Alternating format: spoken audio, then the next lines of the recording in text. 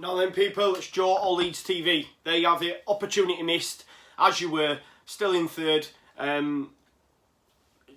Yeah, lost away from home, first time we haven't scored away from home all season.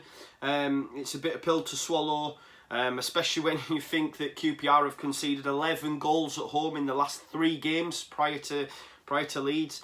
They were on a run of 7 straight losses.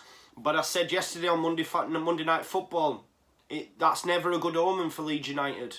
Never a good omen. You can almost guarantee whoever they've got on the weekend, they'll probably go and they'll get absolutely battered. But it is what it is. It's Leeds United. We never do it the easy way.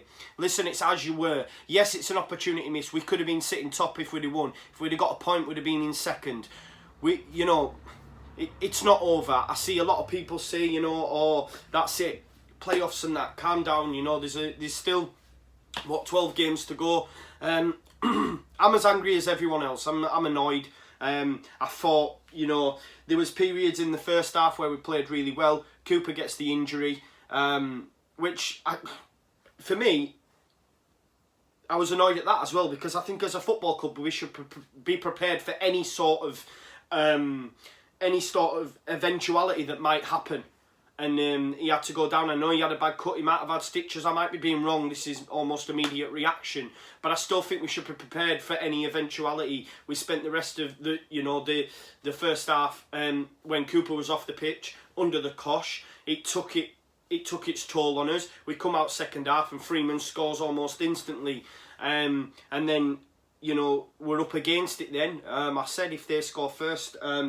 I thought we'd struggle. I said, you guys that watched Monday Night Football last night, I said there was something about QPR away tonight. For me, the pressure on the game, there was just something about it. I mean, in that first half, for me, QPR looked so poor at the back.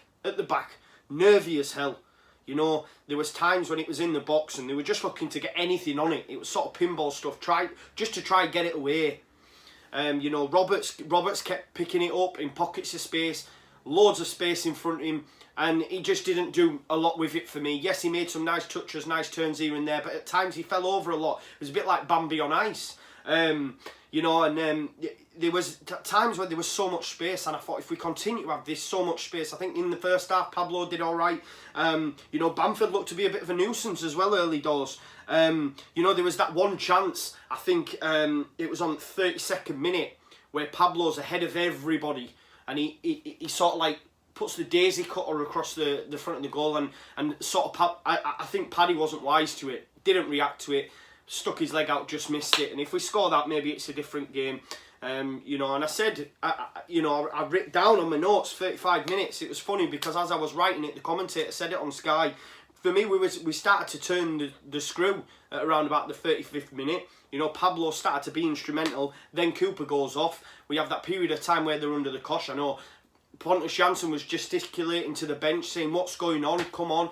And then, like you say, we come out second half. Lugano does well down the right, brings it across. And Luke Freeman, by the way, I thought was class tonight. And you can see why QPR will have missed such a pivotal player. I thought he was the best player on the pitch. And all in all, QPR deserved the win. Let's be honest.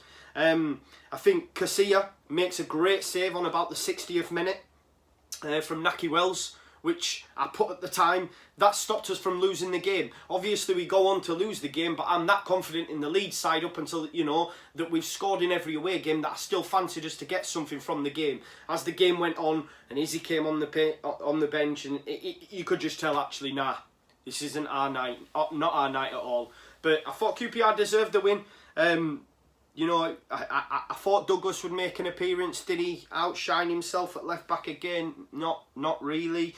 He has the opportunity, doesn't he? I think about the 75th minute. Could he have taken a touch? Could he have took it forward? Does a Barry Douglas, who's having a better season, just nestle that in the back of the net? But as it was, he smashes it and it goes well over. And I think one part of our game for me that was absolutely shocking all night was corner kicks. They were absolutely shite all night.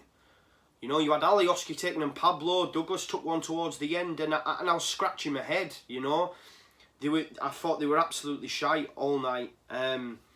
You know, and I've said Roberts, for me, quite a lot of the time, had so many opportunities to run at pace at their back line, and it just didn't come off. I don't know, I thought he was okay in flashes, but then at other times he just frustrated me a bit. Cut a frustrating figure, I think, for me personally. You guys might not agree. You're entitled to that. Obviously, when Ayling was brought off for Dallas, I questioned it, because I'm like, right, okay, you've got other players on the bench. Shackleton, is he someone that's going to drive forward? But in all, it was a good substitution, because I thought Dallas did very well when he came on. He offered much more going forward than Ayling had done all night, for me. Again, you might agree. You might disagree. And if you do, then put it in the comments. As I say, it's an open forum. Yeah, Borry Douglas gets the chance on the 75th minute, and then around the 78th we have probably the best passage of play of football all night, and it was from Stuart Dallas. 1-2 touch passes. He plays it into Bamford. To be honest, I was thinking Bamford have a go, but he puts it on to Dallas. Dallas has the shot, and to be honest, without the luxury of replays, how do we not score? I thought their keeper did well. He made some positive, especially from corners, and when the ball was in the air, he was pretty demanding and commanding tonight. I thought their keeper had a decent game. Then we see Izzy Brown, almost a perfect fucking debut, eh? Nearly got himself fucking sent off. Do you know what I mean? It's not what we expected. I know he was only given 10 minutes, but I think he was that eager to do well, obviously. Flew into the challenge, and then he could have got second yellow when the ball's in the air, and he's quite a big unit, isn't he? And he throws him into Lugano, I think, and there was, for a split second, I was thinking, oh no, he's going to get second yellow. But yeah, and like I say, even the free kick towards the end, what was going on there? There was Paddy, Pablo and Douglas. And Douglas set off on this, like, run round the left so early, you know what I mean, that it was just evident that it wasn't going to him. And then I don't know what Pablo was doing. I think he was trying to find Paddy Bamford, but yeah, it was just wasn't our night. I thought second half we would come out and boss the game and start to turn the screw more, and QPR would be dying legs. But listen, they've lost 7 on the bounce. You know, they were going to defend resolutely. You know what I mean, and They did a good job, man. They deserved the 3 points tonight for me. We just didn't do enough. I thought the referee as well did my tits in a bit. I think we've had him before where, you know, he kept blowing his whistle when we're in injury time, dragging players from the other side of the pitch just to show them a card when they're well aware they're getting a card. You know, constantly pulling it back. So put the ball in the right spot, making it about him. Absolute knob. And I thought even the stoppage time wasn't enough either. Yeah, we got 5 minutes, that was enough, but I mean, the amount of time he took, that he played over that 5 minutes, it should have been a little bit more, because I thought QPR took the piss a bit, to be fair. But listen, I'm clutching at straws. End of day, we didn't deserve to win. And it's the first time this season we haven't scored away from home, and you know, and rightly so, people are going to question our credentials now for top 2. I will still believe. It is a massive game on Friday now. Makes it even bigger, doesn't it? Makes it even bigger. But obviously Sheffield United have got Sheff Wednesday this weekend, and if we beat West Brom, then we're back in there, right? So let's not get too carried away. But like all you guys, I'm disappointed with the defeat. I'm absolutely fuming. I'm going to finish this video and I'm going to go straight to bed. You know what I mean? It is what it is. I'm just annoyed, and I just don't think there wasn't any standout players for us tonight, really, was there? Best player on the pitch was Freeman, and he did well with his goal. But listen, we're third in the league. It's as you were. Yes, we've missed an opportunity tonight to go into second if we draw, or top of the league if we win. But come Friday, let's have an awesome performance under the lights at Ellen Road against a very tough side in West Brom. But if we come away from there with 3 points, fingers crossed. I don't know how that game's going to unfold, in all honesty.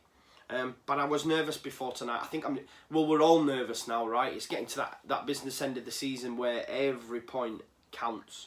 But listen, I'm gutted. It is what it is. I'm gutted. And we just didn't deserve anything from tonight. And I'm starting to ramble a bit now, so I'm going to leave it there.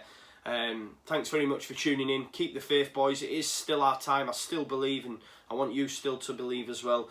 You know, West Brom on Friday. Let's be ready and raring to go for that now. Marching on together, guys. Peace out. Leeds, Leeds, Leeds.